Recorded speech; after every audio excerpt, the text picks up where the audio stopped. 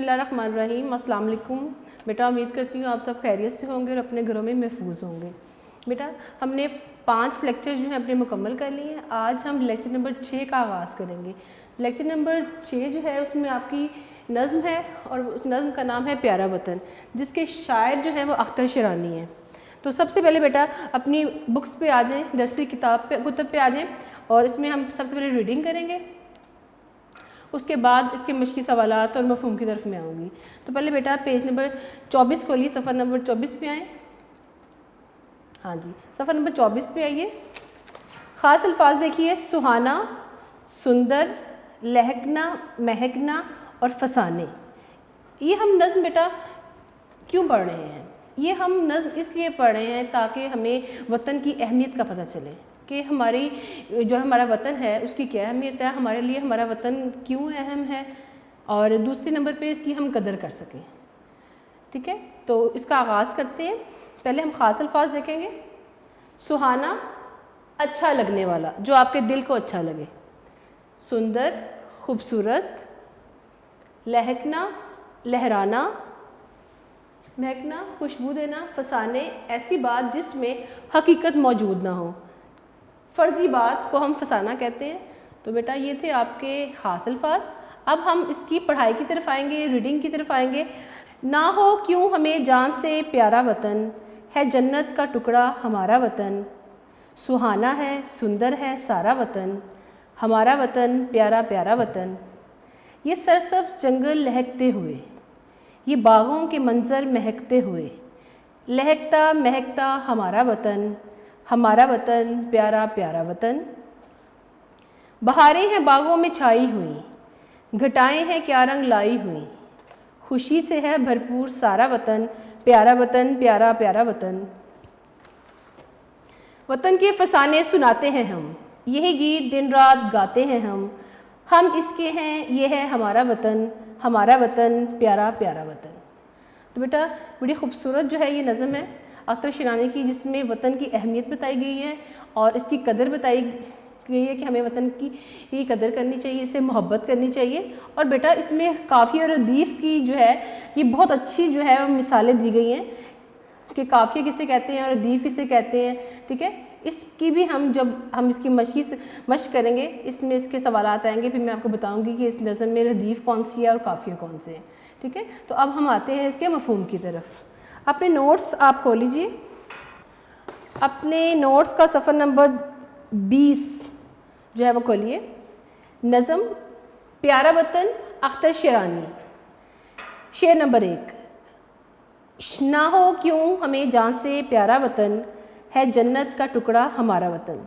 ठीक है बेटा, ये शेर है, जो शेर होता है वो 2 मिसरों पर मुश्तमिल होता है। ठीक है, उसको हम शेर बोलते हैं। तो यहाँ पर देखिए, ना हो क्यों हमें जान से प्यारा वतन, है जन्नत का टुकड़ा हमारा वतन। तो नज़म का उन्वान जो है आप सब जानते हैं, जैसे हम प्यारा वतन पढ़ रहे हैं तो आपने अच्छी तरह जो है ज़हन नशीन कर लेना है कि हमारा वतन जो है इसके नज़म का उन्वान है और इसके शायर का नाम अख्तर शिरानी है। क्योंकि ये 1 नंबर का MCQs जो है वो आपके पेपर में भी आता है कि इसके जो है शायर का नाम कौन सा है और इसका नज़म का उन्वान क्या है। तो आपने ये अच्छी तरह ज़हन नशीन कर लेना है। और बेटा ये अच्छी तरह आपने जो भी आपके लेक्चर्स हो रहे हैं आपने अच्छी तरह से समझना और इसको लर्न कर लेना है, क्योंकि आपके पेपर्स भी होने हैं और जब आप स्कूल जब आएंगे खैर से तो आपको ये दोबारा चीज़ें पढ़ाई नहीं जाएंगी। आप साथ साथ जो है वो अपनी तैयारी जो है वो मुकम्मल कर लीजिए। ना हो क्यों हमें जान से प्यारा वतन, है जन्नत का टुकड़ा हमारा वतन। मफ़हूम इसका ये है, मफ़हूम अब किसे कहते हैं एक आपको बताती चलूँ कि आपने शेर पढ़ा, शेर पढ़ने के बाद जो आपकी बात समझ में आई वो उसका मफ़हूम है। अभी आपकी तशरीह नहीं है, तशरीह जो है वो आपकी 8th क्लास में है। तशरीह होती है जो शेर है उसको वसी तौर पर जो है अपनी मालूमात जो आपके पास हैं उसमें उसको जो है फैलाना।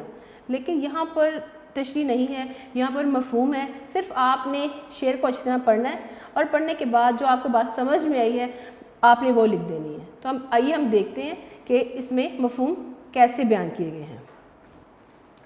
ना हो क्यों हमें जन्नत जान से प्यारा वतन, है जन्नत का टुकड़ा हमारा वतन।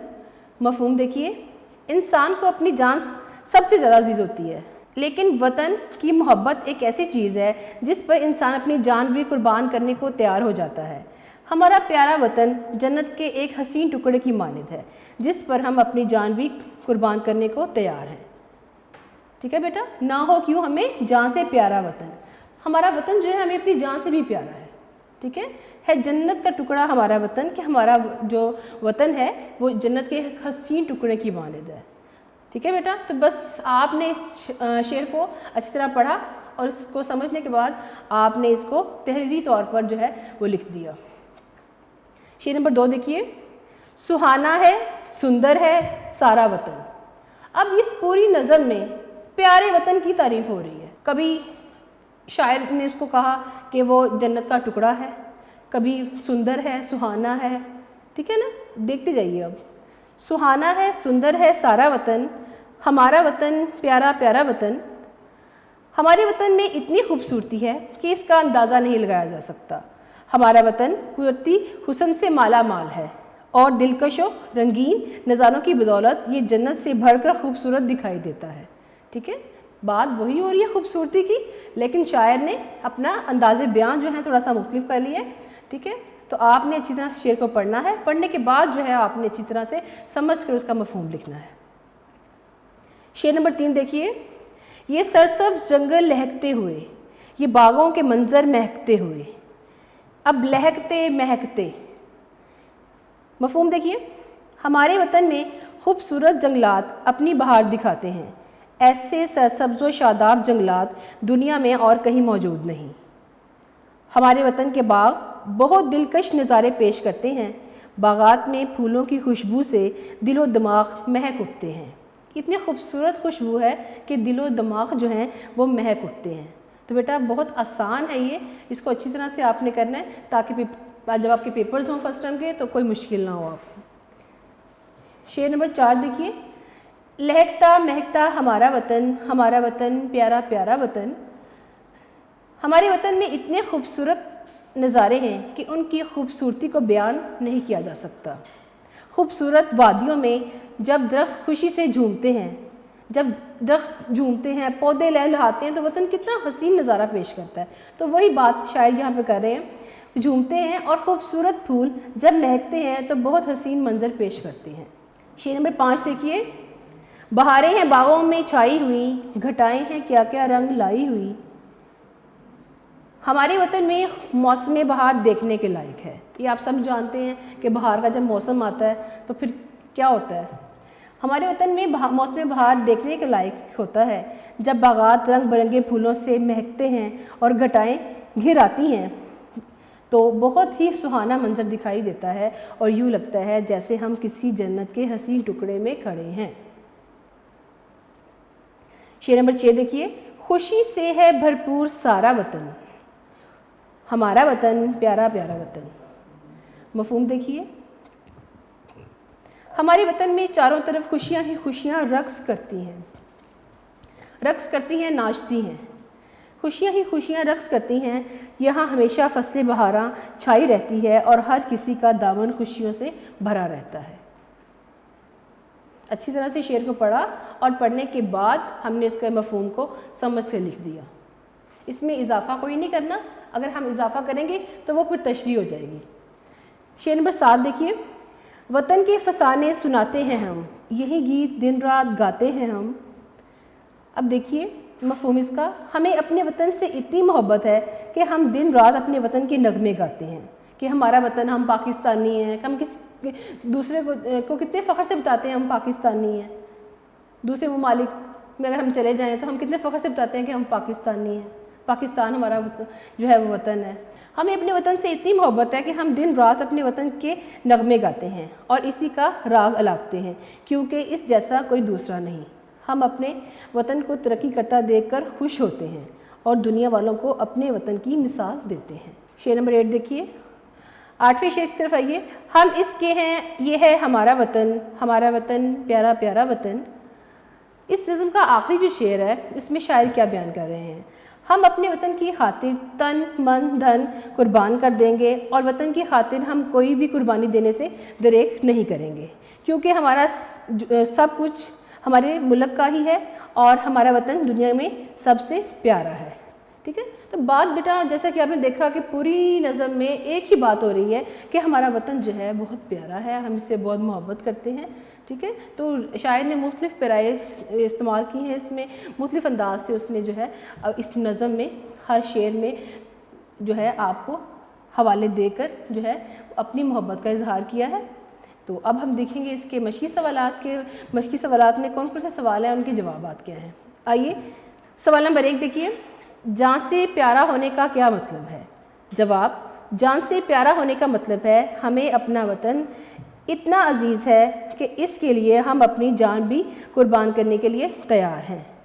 شاعر نے جنت کا ٹکڑا کسے کہا ہے؟ سوال نمبر 2, شاعر نے جنت کا ٹکڑا اپنے وطن پاکستان کو کہا ہے. سوال نمبر 3, ہمارے وطن کے جنگل اور باغات کیسے ہیں؟ جواب, ہمارے وطن کے جنگل سرسبز لہکتے ہوئے اور باغات پھولوں سے مہکتے ہوئے ہیں. آخری سوال دیکھیے, گھٹاؤں کے رنگ لانے کا کیا معنی ہے؟ جواب, گھٹاؤں کے رنگ لانے کا معنی ہے بادلوں کا برسنا. تو بیٹا یہ تھے آپ کے سوالات کے جوابات. امید کرتی ہوں کہ آپ کو اچھی طرح سمجھ آ گئے ہوں گے. اب ہم اس کے کثیر انتخابی سوالات کی طرف آئیں گے جسے ہم MCQs کہتے ہیں. درست جواب پر گڈ کا نشان لگائیں. آپ نے ٹک لگانا ہے اس پہ جو رائٹ آپشن ہے.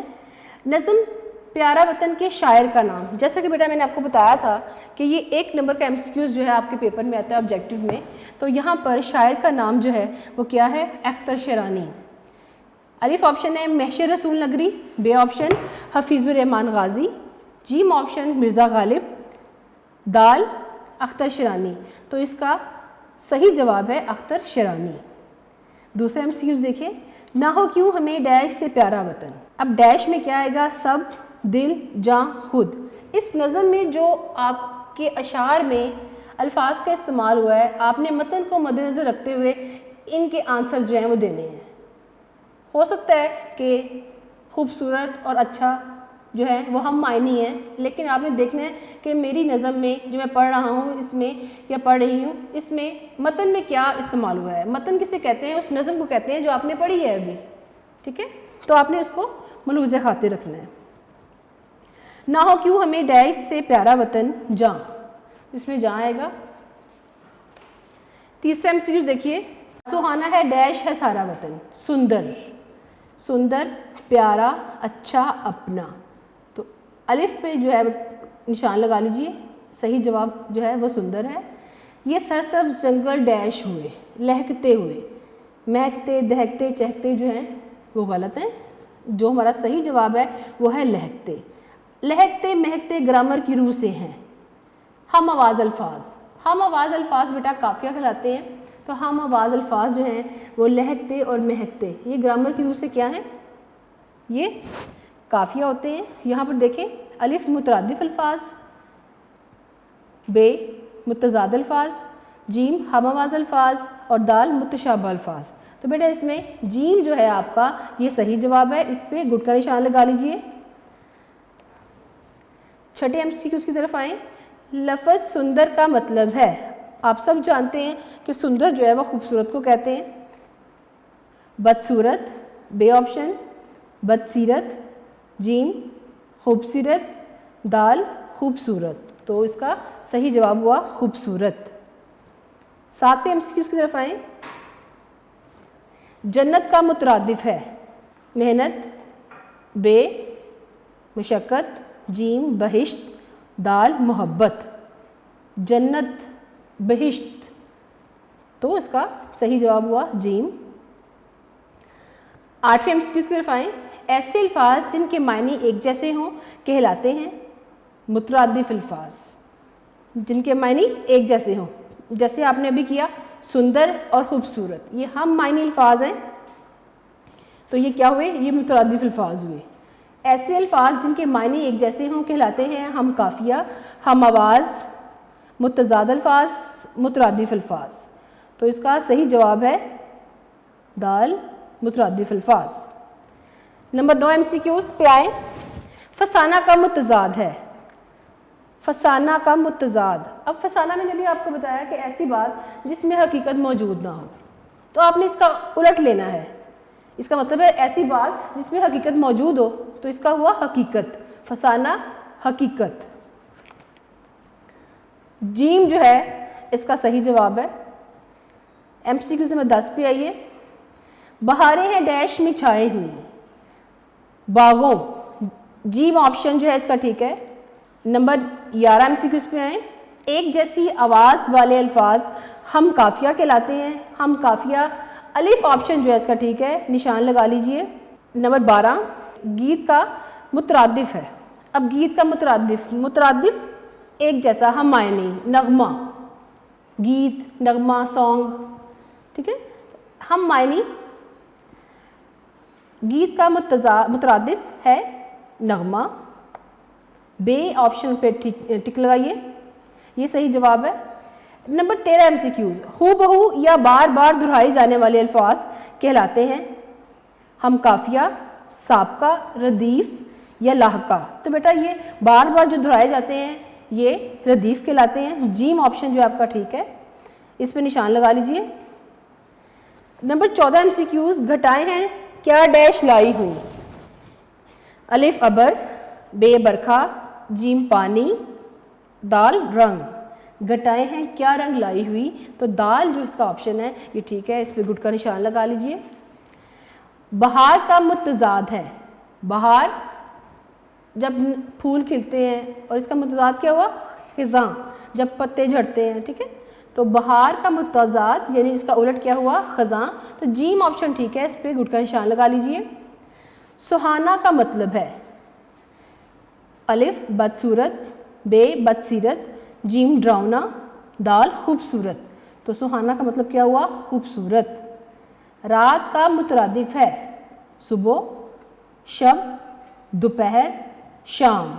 رات کا مترادف شب. جنت کا متضاد ہے بہشت, بے فردوس, جیم دوزخ, دال زمین. تو بیٹا اس کا کیا آنسر ہوا, اس کا آنسر ہوا دوزخ, جنت دوزخ. ٹھیک ہے.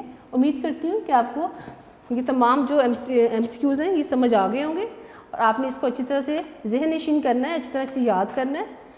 یہاں پر ہمارے ایم سی کیوز مکمل ہو گئے. اب ہم اس کی مشق کی طرف آئیں گے. تو بیٹا اپنی کتابوں پر آ جائیے. کتاب کا صفحہ نمبر 25 جو ہے وہ کھولیے. ہم مشق کریں گے اور دیکھیں گے اس کی مشق میں کیا کیا ہے. جی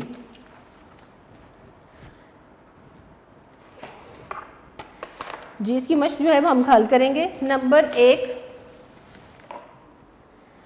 درج ذیل کے مختصر جوابات دیجیے. بیٹا جوابات جو ہیں, سوالات کے جوابات میں نے ابھی آپ کو نوٹ سے کروا دیے ہیں, ٹھیک ہے. اس پہ ٹک لگا لیں, یہ ہمارا کویسچن ہو چکا ہے, سوال ہو چکا ہے, اس پہ گڈ لگا لیجیے. نمبر 2 درست جواب کی مدد سے مصرعے مکمل کریں. اب بیٹا آپ نے متن کو مد نظر رکھتے ہوئے یہ مصرعے جو ہیں یہ مکمل کرنے ہیں. نہ ہو کیوں ہمیں ڈیش سے پیارا وطن, جاں سے پیارا وطن. جاں پہ گڈ کا نشان لگا لیجئے. سہانا ہے ڈیش ہے سارا وطن. سہانا ہے سندر ہے, ٹھیک ہے. آپ کی نظر میں سندر کا لفظ جو ہے وہ استعمال ہوا ہے. سندر ہے سارا وطن. نمبر 3 پہ آئیے. یہ سرسبز جنگل ڈیش ہوئے, لہکتے ہوئے. لہکتے پہ گڈ کا نشان لگائیں. آگے بڑھیے. نمبر 4 بہاریں ہیں ڈیش میں چھائی ہوئی, باغوں. باغوں پہ گڈ کا نشان لگائیں. 5ویں نمبر پہ ہے گھٹائیں ہیں کیا ڈیش لائی ہوئی, رنگ. رنگ پہ گڈ کا نشان لگائیے. نمبر 3 درج ذیل الفاظ کے متضاد لکھیں. جنت, جنت دوزخ.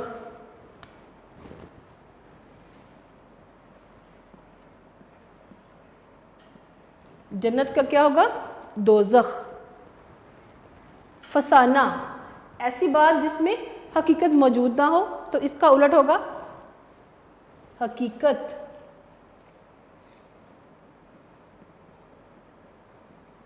فسانہ حقیقت. بہار خزاں,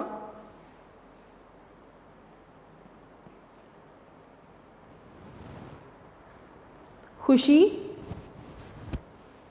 غم دن رات.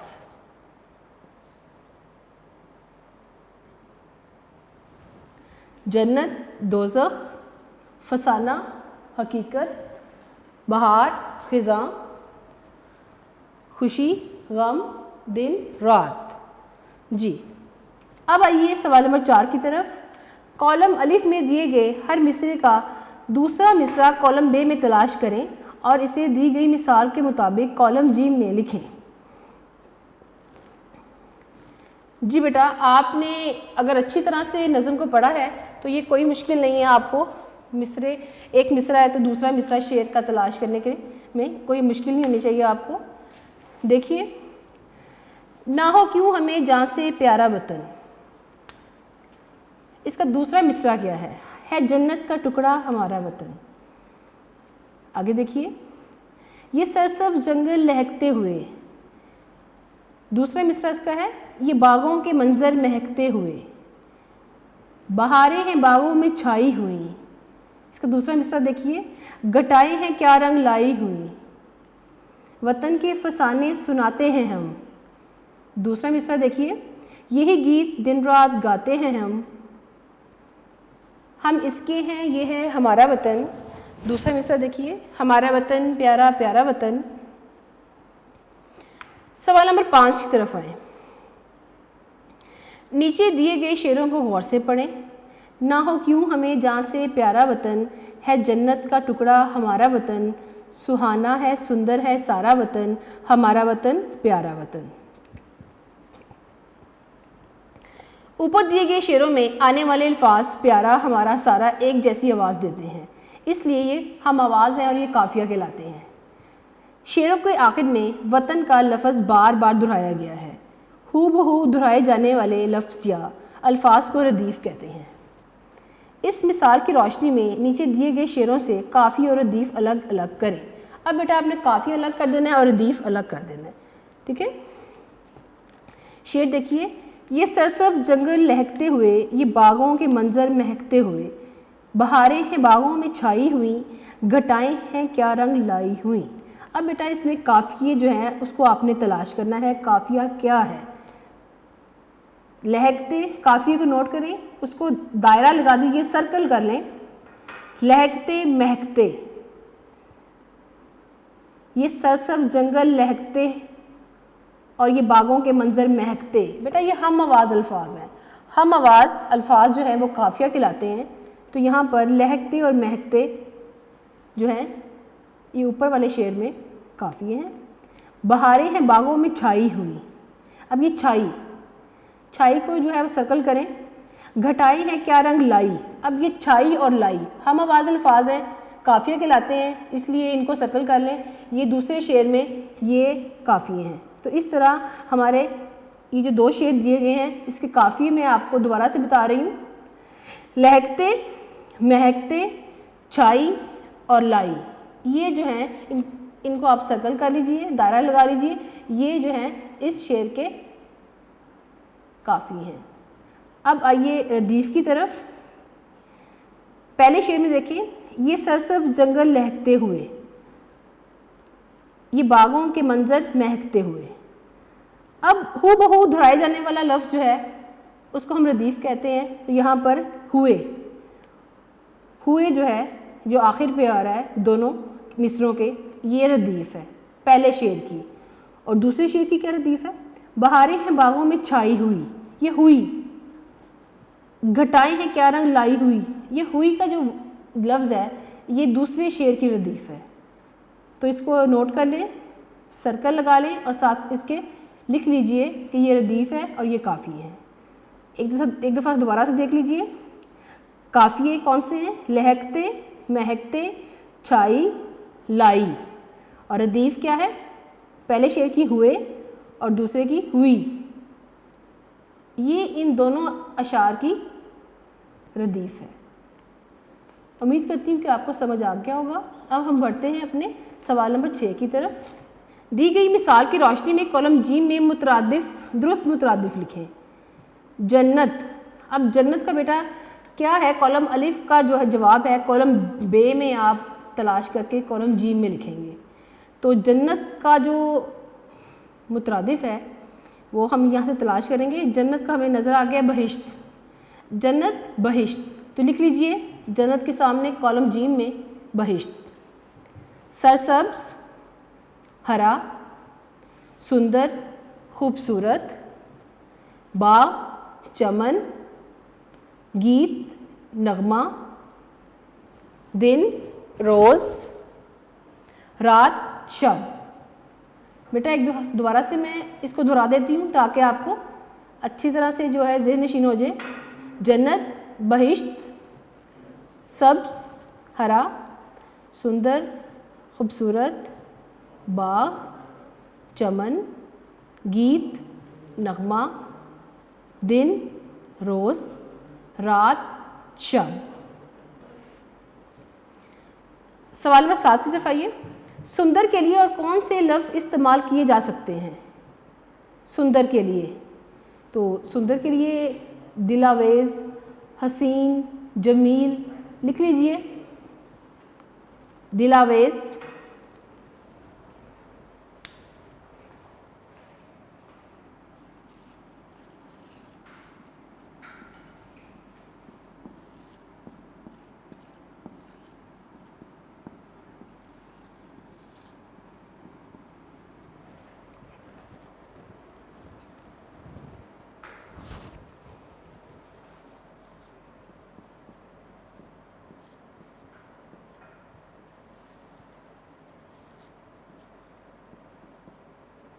جی بیٹا سندر کے لیے ہم حسین کا لفظ بھی استعمال کر سکتے ہیں, دل آویز, جمیل, پیارا, دلکش.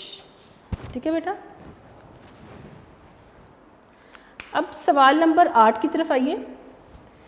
وطن کی محبت کے عنوان پر 3 پیراگراف لکھیے.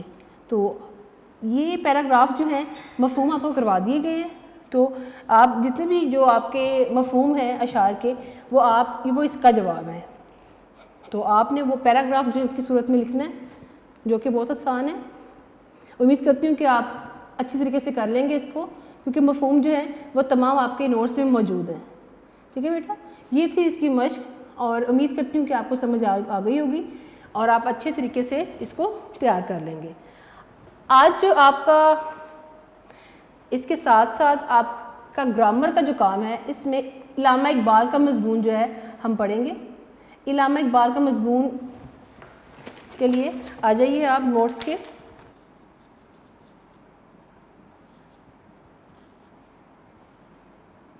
علامہ اقبال رحمۃ اللہ علیہ